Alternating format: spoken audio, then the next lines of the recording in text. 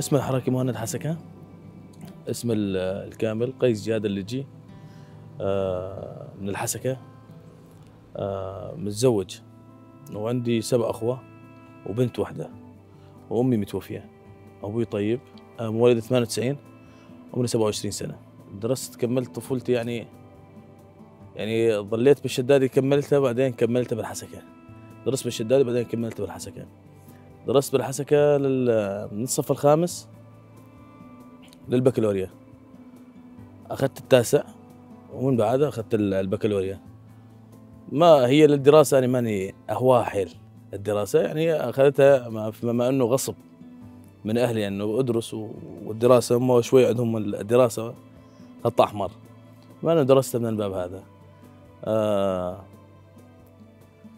أخذت البكالوريا من بعدها تركت بس ضمن البكالوريا كانت حالتنا الوضع المادي كويس، يعني مو المترفه ولا انه تعيش، يعني وضع معيشي كويس. كنا يعني بما انه انا ما كنت احب الدراسه، احب الشغل العمل، احب الاعمال الحره كثير مو شوي. اشتغلت اكثر شيء بالمقاهي، اراجيل وما اراجيل وهالامور هاي، حبيت اكثر شيء اشتغلته. اشتغلت باعمال الحره، اشتغلت بالنجاره باطونشي زريقه، ضليت شي 3 سنين وانا اشتغل بيها. طبعا هاي الامور اللي اشتغلت بيها حيل كانت انه صعبه، جو الشمس الحر الايام، صرت عندنا دوخه من ورا الشمس انه حاره حيل. بما انه تركتها وصرت اشتغل بالمقاهي بالكافيتريات. اخوي تعرف على رفاق من الحزب، رفاق تعرف عليهم وصار هو وياه. بما انه صار يجي علي كان يقول لي تعال شوف هذول اصدقائي معاي ومعاي ومعاي ومعاي. كنت اقعد معاهم اسالهم انتم على ايش سبب، انتم على ايش قم تقاتلون، على ايش انتم قم تطلعون، على ايش قم تقومون حملات، على اي سبب انتم قم تطوعون الرفاق، ليش قبلتوا العرب وليش قبلتوا فلان ليش قبلتوا كامل الطوائف. بما انهم قاموا يشرحوا لي انه كنا احنا يعني احنا حزب نجتمع كل الطوائف به، من سريان، من يزيدي، من سني، من عربي، من كردي، من اي شيء، يعني ما عندنا تفرقه لا من هذا ولا من هذا. فما انه صرت اناقشهم بهالشيء، عجبتني فكره انه احنا ما عندنا تفرقه. اي اخوي مره مرتين ثلاثه عنده صديق كردي يزيدي عنده هاي، اقول له عم تمشي معاهم ما في عندك انه اي شيء؟ يقول لي لا بالعكس انا وياهم حيل. هو تطوع قبلنا بكثير، يعني هو تطوع بال 2014 13 صار معاهم، وانا كنت فاشل الفكره من راسي خالص انه من حمل السلاح. بما انه شفت انه الشيء عم يصير، في شباب راحت، ظلم، في شباب راحت من كبائر الفصائل اللي جتنا استلمت خص نص مناطق الحسكه ولا مناطق الهاي. عم اشوف انه العالم اللي استلمت ايام اجى الدفاع الوطني ما خلى شب، اين شب ما عجبهم يشيلونه، اين شب هاي. اي اخوي كان يشرح لي يقول لي شفت شلون؟ شفت اللي عم يصير بالعالم؟ بما انه هالمبدا هاي صرت عادي اجيب معاه كتب على البيت، اقرا الكتب. انا عندي هوايه اقرا بالكتب، امتى اشوف انه ايش عم يسوي الحزب، على ايش مبني، صرت اعرف ايش مبني. دخلت معاهم بال 2015 نهايه ال 15 بدايه ال 16، صرت اسالهم. اول ما دخلت ما اعرف ايش، دخلوني بدوره شهرين، اول دوره شهرين يشرحون. اول شيء كان عندي فكره عن المراه، اقول لهم ليش تسوون انتم هيك على المراه، ليش تنطون المراه؟ يقول لي انسان نفسك نفسها، ليش انتم تظلمونها، ليش انتم تسوون هيك؟ صار ينطونا شغلات لما نقعد مع رفيقاتنا بالجبهات، يقاتلوا مثل ما نقاتل احنا، نسوي مثل ما نسوي، يسوون مثل ما نسوي احنا، صرنا مع بعض احنا وياهم. فما ببدأ هذا مشيت مع الرفاق.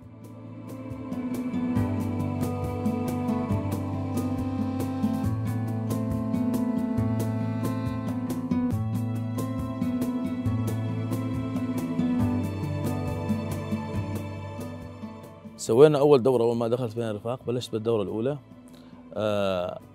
صار ينطونا عن الرفاق، عن القائد، عن الامور هاي. بما انه احنا قرينا 5 اجزاء، قريت المانيفستو كامل، قرينا الحياه الحره، يعني في كتب كثير قريناها، وتعلمنا اكثر شيء بالدوره الحياه اللي احنا عايشينها، اللي بدنا نعيشها، وشلون بدنا نعيشها. طبعا هي مو بس بالسلاح، الحياة تنعاش. هي أول شيء بدها تتدخل بالسياسة. أول شغلة لما تعرفنا إنه نقدر نحكي بالسياسة اللي بدنا إياه، ننطي رأينا، ننطي الرأي العام، ننطي رأينا أي رفيق بدنا منه له رأيه. ما إنه إحنا كانت عندنا ذهنية ما لنا رأي، خلاص مثل اليوم أنت المكبور أنت تعطي الرأي. إحنا فهمنا الأمر هذا كنا، بما إنه لما تعلمنا بالوردة إنه خلاص كل عضو منا ينطي رأيه، له رأيه بالمجتمع. كانت عندنا المرأة زاد ما لها رأي، بما إنه تعلمنا حتى كمان إنه لها رأي بالمجتمع. هذا اللي تعلمناه بالوردة. بما إنه أكثر النقاش والجدال عم يصير بالوردة، كنا نتناقش بين بعضنا إنه على المرأة، مع هم يمددوها شهر وشهرين وثلاثة، مستعدين يظلون معاك سنة، المهم تفهم رأيك، المهم تتعلم الشيء اللي بدك إياه والشيء اللي بدهم إياه والشيء اللي بدهم المجتمع اللي بده إياه. بما إنه ما حد يجبرك إلا تتعلم غصبا عنك، لا، شيء غصب ما صار عندنا، احنا منا ومن كيفنا، لأنه ما هم جبرونا غصبونا تعالوا، لا، احنا الشيء اللي عاجبك تروح عليه. دخلت أنا ما أعرف ولا واحد، لما دخلت أحس حالي غريب بين الرفاق، بما إنه هم في عندنا شغلة هي موجودة بين الرفاق، ما يصير واحد يتطرف عنا، ما يصير يبعد عنا كونه احنا رفاق كلياتنا مع بعض، لأن عم ناكل ونشرب مع بعض، احنا كون رفاق. أول ما فزت بين الرفاق أحس حالي غريب بعيد عنهم، يعني أحس أخاف أسوي غلط، أخاف أسوي شغلة هيك غلط. ما إنه الرفاق كانوا يتعاملون معنا إنه نقعد مع بعض، اضحكوا امزحوا مع بعض عادي ما في مشكلة، نساعد بعض. أكثر نقاش يصير عن العادات والتقاليد والأمور هاي اللي عم تصير، وإنه أنت ليش كنت تسوي وليش كنت تسوون هيك. بكرة جاي للدرس اللي بعده راح تشوفون شلون اللي قلت لكم عليه، مثل رفيق يشرح لنا، يكون آخذ دورة قبلنا، يشرح لنا يقول لنا بكرة تشوفون شلون راح تكون الدورة أحلى وهيك. بعض مرات ما لنا نفس إنه نعيف الدورة، والله مرت علينا أيام نحسب لحالنا أيام تخلص إجازتنا نلتحق نشوف رفاقنا، رجعنا التحقنا على طوابيرنا. بما إنه أنا جيت على طابور آقري فيه عرب وكراد ويزيدية، وفي معانا كمان رفيقين ما أتذكر إيش كانوا هم، لأنه بس كانوا زاد من غير طائفة. بما إنه كان جروب، يعني كان معنا جروب، معاي جروب يزيدي وكردي وعربي، كنا نمشي. أول ما بلشنا حملة العزاوي، أول ما شلت السلاح كانت عندي يعني مو مثل بالوردة، كانت عندي جفلة إنه شلون أشيل سلاح هسه قدامي عدو. في رفيق معاي شي يقول لي صارت علينا هجمة بس اضرب أول طلقة شيل عنك الخوف. أقول له تمام. في رفيق كان عندنا كبير بالعمر، كان يعاملنا مثل أولاده، هو اللي كان قمتان علينا. لما تصير أول ما طلعت طلقة علينا يقول اضربوا مخزن وراح تتعلموا أنتم بعدين إيش بدكم تسوون. صرنا منه من حالنا، لما يصير علينا هجمة نصير نضرب مرة ومرتين، صار تعودنا على الشيء هذا. مشينا أول حملة، الرفاق وقفوا عندنا الرفاق عند العزاوي، ما بيها 3-4 أيام صارت علينا هجمة قوية، استشهدوا من عندنا رفاق وتصاووا معنا رفاق كثير. صارت عندنا حماسية إنه ورفاقنا راحوا وإحنا لسه على موجودين، ورفاق بي منهم راحوا ونسروا، وفي رفاق راحت منا رفاق كثير وقتها بهذيك المعركة. بما إنه رفاق سمونا قالوا لنا بدكم تفوتون عليهم بانتقام ولا بدكم تفوتون عليهم بإيش؟ بدنا ناخذ دم رفاقنا، مثل ما راحوا رفاقنا بدنا نرجع رفاقنا. في رفاق مأسورة عندهم، راحوا 2 من جروبي انأسروا، بما انه قال بدكم ترجعون حملة انتقام. في رفاق يتكونون من يمشي اول واحد من عندنا، هسه حتى هو الصواب زاد. سوينا حملة انتقام، تقدمنا عاد ضد حملة انتقام، اما الرفاق رجعونا قالوا انتم راح من عندكم شهداء ارجعوا. فقمتانيتنا ما فعلت للأمر هذا، قالت في عندنا رفاق النوب في دم، الرفاق راح ناخذ حق رفاقنا ونرجع احنا. قالوا ما يصير، يا ناخذ دم رفاقنا يا ما احنا ما نرجع، صار عندكم شهداء كثار ما فعلوا. طبعا كنا عارضنا على الامر هذا الا بدنا نفوت بالحملات، بدنا نكمل، بما انه فرزونا على حملات الرقه، طبقه الرقه، هناك شفنا صعوبات قويه حيل، واجهنا صعوبات حيل، واجهنا الصعوبات هذه. مشينا بعدها حمله الرقه، كملنا بحمله الرقه. اول شيء فتنا الطبقه، وبعدين الكرامه، بعدين فتنا مدينه الرقه.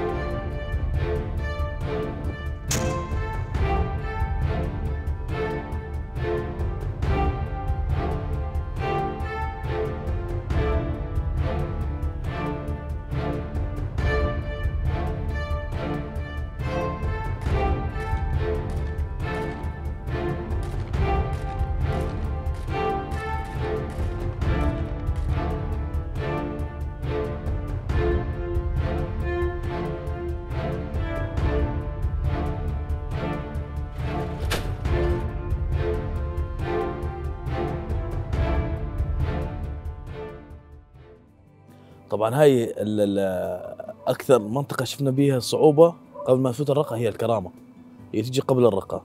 صارت لنا صعوبه غادي يعني صعبه شوي. راح نستشهدوا رفاق منا، صوبت منا رفاق، يعني في رفاق لهسه تعرف اصاباتها بالحمله هذيك. حمله الرقه كنا على اساس كان دوامنا 7 في 7. حمله الرقه كثر ما صار ضغط علينا كنا نروح 15 يوم 20 يوم حتى ان اهاليتنا ما نعرف شيء. بلشنا بحمله الرقه بال 2017 الشهر الثالث فتنا بحمله الرقه. مشينا للملعب بالصناعه. الاكثر شيء اكلنا العواقب بالصناعه، العواقب حيل انه اثرتنا بالصناعه حيل. كان في عندنا صعوبه من ناحيتها، بس مثل ما اخذنا بالورده واخذنا من روح الرفاقيه انه الرفاق ما عندهم شيء صعب. كملنا من اول بدايه الرقه لاخرها، ظليت فيها حتى ما خلصنا تحريرها. خلصنا الرقه، رجعنا على طوابيرنا، استراحه طوابير، استراحه الحملات. لما صارت هاي اجى اسمي على دورة القمتانية، الوردة القمتانية، وانه رحنا رفيقين. طبعا انا ما كنت اعرف انه بدي اروح دورة، ما كنت جاهز للامور هاي، مع انه الرفاق اقترحوا قالوا في رفيق قال بدك تروح بالوردة. رحنا حضرنا بالوردة. شهيد عزيز سويت بالوردة، سويت 3 اشهر، وبعد 3 اشهر مددوا لنا اياه شهر النوب مشان تخريج. طبعا احنا بوردتنا بس انه عندنا السياسي والعسكري، اكثر شيء مشونا بالعسكري. الصادريات، شلون نفوت بالصادريات، شلون نتعامل مع رفاقنا بنفس الطابور، شلون نخلي الرفيق يعرف اهميه الحزب، اهميه الرفاق، اهميه الطابور، اهميه حمل السلاح. هاي كنا ناخذها بالورده القمتانيه. اول ما فتت بدورة القمتانيه ما كان عندي اطلاع عليها، ما كنت متاهل على القمتانيه، بما انه الرفاق اختارونا نفوت بدورة القمتانيه. لما فتنا بدورة القمتانيه علمونا ايش اهميه الرفيق العسكري الهندام، اين رفيق بيناتنا. تعلمنا اهميه الرفاق، اهميه حمل السلاح، اهميه الدوره، شنو اهميه التدريب، ليش القائد وصل 3 مرات على التدريب، تدريب التدريب التدريب. 3 مرات انطانا على التدريب. طول أهمية ليش التدريب؟ الرفاق الكوميتانية. بما أنه لما تعلمنا على الرفاق الكوميتانية تعلمنا على الصادرية عاد. الصادريات إيش شلون نفوت وشلون نقتحم وشلون ننسحب وشلون نرجع. لأنه الرفاق اللي معانا هم يكون مسؤولين عنهم احنا، عن حياتهم، عن اخصائياتهم بالعسكريه. لما كنا نفوت كانوا يقولوا لنا يعني رفاقك هم انت مسؤول عن رفاقك، انت مسؤول عن روح رفاقك. شلون توصلهم للنقطه اللي بدك اياها، شلون توصلهم للهدف اللي بدهم اياه هم. ولانه هاي دورتنا الثانيه. كانوا هنا معانا رفيقات ورفاق. هاي بالدوره هاي انه كيف كنا نتعامل مع الرفاق بين بعضنا احنا الرفيقات، شلون كانت التعامل بين الرفيق والرفيقة. لما كنا بالحملات كانوا كمان معنا الرفيقات المرأة والرفاق مع بعض. مع انه احنا لما فتنا بالوردة تبعت الكوميتانية عرفنا انه رفاق المرأة والرفاقات مع بعض، هنا فتنا اكثر شيء مع بعض. صارت بيناتنا روح رفاقية، صارت انه كيف كنا نتعامل مع بعض. اليوم الرفيقة إذا كنا لما نفوت بالاقتحامات الصادرية أو هالشغلات هاي ضمن التدريب ضمن بالوردة، لما كنا نفوت لما كانوا يسوون لنا الرفيقات والرفاق كل واحد لحاله، إن نسوي التدريبات لما كنا نفوت على بعض. إنه مثلا بالتدريب أو الشيء عم يصير بالشهر الأول الثاني ما نتذكر كويس، تخرجنا من دورة الكوميتانية رجعت على نفس طابوري. طبعا هم يصير بي فرز انك تروح المكان هذا تروح المكان هذا تروح. انا طلبت ارجع على نفس طابوري لان تعودت بين رفاقي، خاصة نص الطابور هذا تعودت حيل بيناتهم، لانه من دخلت بالحزب ما خرجت منه الا لما تصوبت خالص. مشيت حمد دير الزور، مشيت من عند الشحيل، الحوايج، الحمام، هجين، حدي هجين، البحرة، شويط، هاي كلها مشيتها. هاي مشيتها حد هجين. طبعا انا ما كملتها كامل بس دخلتها. هنا كنت انا كوميتان صادرية. هنا فت اول ما فت على دير الزور كنت كوميتان صادرية. شفنا صعوبات اكثر شيء باب حمام. هي الصعوبات اكثر شيء باب حمام. كان عندنا برفاق، في رفاق عندنا مو اخذين بالورده، في رفاق عندنا اخذين بالورده. اول ما صارت حمله دير الزور في رفاق انضمت، في عالم كثير ضمت للحزب. اي فما انه في رفاق سوت بالورده وفي رفاق ما سوت بالورده، مع انه احنا كنا نمشي معاهم. حمله دير الزور حد بوابه هجين انا هي هنا خلصت انه طابورنا خلص حركته. رجعنا على مكان على طابور شدادي، ريحنا شي شهرين، كملنا بحملة الدشيشة. فتنا بحملة الدشيشة. هنا بحملة الدشيشة شفنا أول ما دخلنا تصاوبوا معي رفيقين، هذول كانوا أقرب لي رفيقين بالنسبة لأنه حيل كانوا معي رفاق. استشهد رفيق كان متجوز جديد ورفيق تصاوب. الرفيقين هذول والرفيقين هذول تصاوبوا مشان رفاقهم، فدوا رفاقهم اللي معاهم. بما انه انا لما شفت رفاقي هيك صار عندي ردة فعل اكثر على التقدم اللي قدام. صرت عادين لما كانوا ينزلونا يقولوا انزلوا، صارت وقت اجازاتكم وقت استراحتكم تنزلوا على البيت، كنا نرفض لانه شفنا هالرفيقين هين حيل تأذوا. بما انه تقدمنا وصلنا تقريبا حد العراق تبع بين الدشيشة ودير الزور وصحراء دير الزور، الدشيشة والعراق. هناك كان يتصور، وصلت هناك صارت اصابتي، تصوبت صاروخ حراري.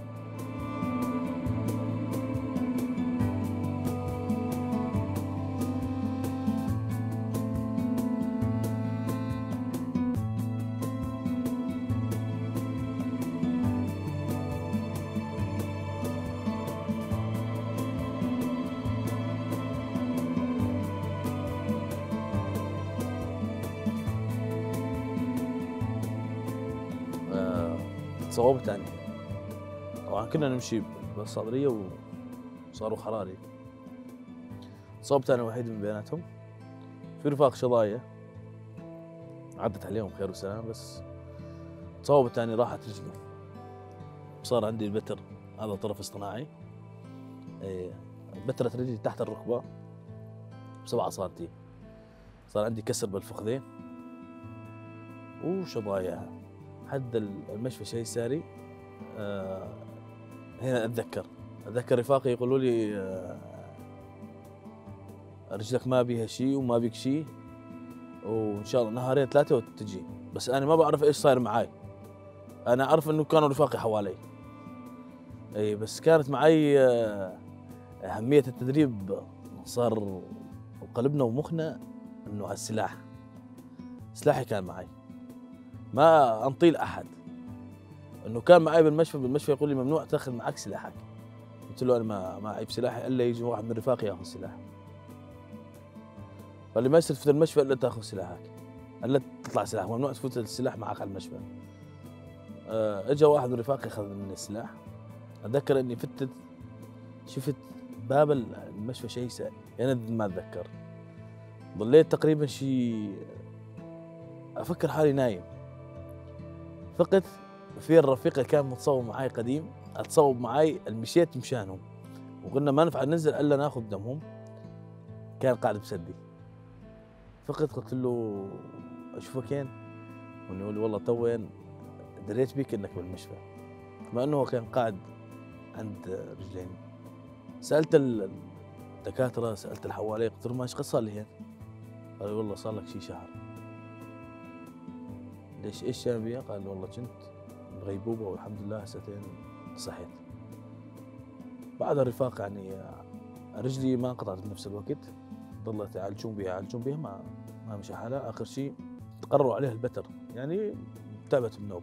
هذا حطيت طرف اصطناعي، حطوا رفاق طرف اصطناعي. ضليت قاعد بالبيت تقريبا السنتين 3 من تحت الاصابه، انه ما اقدر اوقف امشي على كرسي. ضليت شي 2 امشي على كرسي. اجوا لاهلي لعندي على المشفى. ابوي يقول اسمعوا، يحاكي اهلي ويحاكي عمامي يحاكي، يقول المشفى حيله كويسه هاي، خلوه بالمشفى هاي. مع انه الدكاتره هي نفس الدكاتره. ايش بدك تسوي؟ قالوا له قال بدنا نطالع للشام. قال رفاق نحن نطالع للشام، نحن بدنا نطالع للشام. فما انه رفاق وقت لما سمعوا انه اهلي انه متاثرين حيل على اصابتي، وانه اللي عم يصير بيهم هيك انه من ناحيه اصابتي، كان عندي رده فعل من ناحيه انه خلص ما اطيب، ما عندي امل انه بدي اطيب. هذا وضعي، رضيت بالامر الواقع. خلص ما هذا وضعي، ايش ما يكون. لما رحت على الشام ما كنت امشي، كنت امشي على كرسي، لانه ما اتحرك غير على الكرسي. الطرف الصناعي لما كانوا يركبوا لي اياه كنت ارتمي منه. يعني صار عندي رده حس في الطرف الصناعي ما اقدر البسه. لما البسه انجرح. رحت على الشام، رفاق بالشام حيل ساعدوني، حيل انطوني موران. يعني الدكاتره حيل اعتنوا فينا غادي، حيل في اعتناء غادي، حيل مو شوي بالنسبه للرفاق الغاد. اعتنون بالرفيق المصاب. اهلي خبروني باني كنت بالشام، يقولوا ايش وضعك؟ اقول لهم انا ما ادري اذا اجي، خلاص انا بدي اتعالج بالشام الا اوقف. وهنا تعالجت بالشام. لما رجعت عليهم امشي. كانت عندهم الفرحه فرحتين صارت انه صرت امشي. طبعا امي هنا مرضت انه من ناحيه الحاله اللي صرت بها انا. بعد اصابتي تزوجت بعد اصابتي. هنا صارت انه شوي صرت امشي. كنت امشي على العكازات وقت لما ركبت طرف صناعي، كنت امشي على العكازات. وانه هنا زوجتي ما كانت تخليني انه امشي على العكازات، امشي بدون عكازات، تعلم بدون عكازات. مرة مرتين صرت امشي صرت امشي على عكازات. بعدين صرت امشي بدون عكازات. صرت على العلاج الفيزيائي. العلاج الفيزيائي مو للطرف الصناعي، للرجل الثاني. صار عندي تكلس بالركبة، صرت اسويه عاديا بالعلاج الفيزيائي. ما انه العلاج الفيزيائي صرت انا اسويه بالبيت، صار زوجتي تسوي لي. صارت لي اول طفلة. طلبت من الرفاق انه بدي ارجع لعملي، بدي ارجع لعمل بين الرفاق. فالرفاق طرحوا علي عمل الاعلام مرتين ثلاثه على الاعلام. انا كنت معترض على الاعلام، انا اريد ارجع بين رفاقي الطوابير والامور هاي. قالوا لي الرفاق مو بس انه عملك راح تفيد الرفاق اكثر هنا. دخلت بمجال الاعلام، ضليت بمجال الاعلام شي سنه، مجال اعلام الرفاق المتصاوبين. وبعدها صرت بمجال الاعلام رجع الله، ضليت بيها كمان شي سنه. وبعدين دخلت على الاعلام جوانا شورشقر، ضليت باعلام جوانا شورشقر وكوميسيون للاعلام، كنت اعطي تدريبات للاعلام واهميه الاعلام.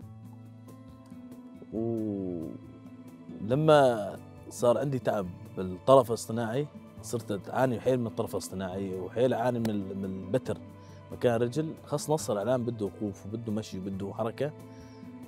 هنا صار عندي رده فعل من الوجع البجري. فما انه الرفاق قالوا لي خلاص انت بس انه خليك على الرفاق، وجههم من ناحيه الاعلام من ناحيه الشيء هذا، سوي هيك سوي هيك. بما انه الواحد ما يقدر اذا ما يسوي شيء بايده. طلبوا من الرفاق انه استريح مشان ناحيه الاعلام، انه مشان رجلي، مشان الاذيه اللي عم تصير برجلي، الودمه، الاصابات اللي عم تصير برجلي من ناحيه الحركه. فما انه الرفاق قاموا يناقشوني بالامر هذا. وهستين تركت انه من ناحيه. راح انطي اخر كلمه للرفاق ووجه كلامي للرفاق. نتمنى يعيش القائد ابو، يعيش القائد ابو، يعيش القائد ابو.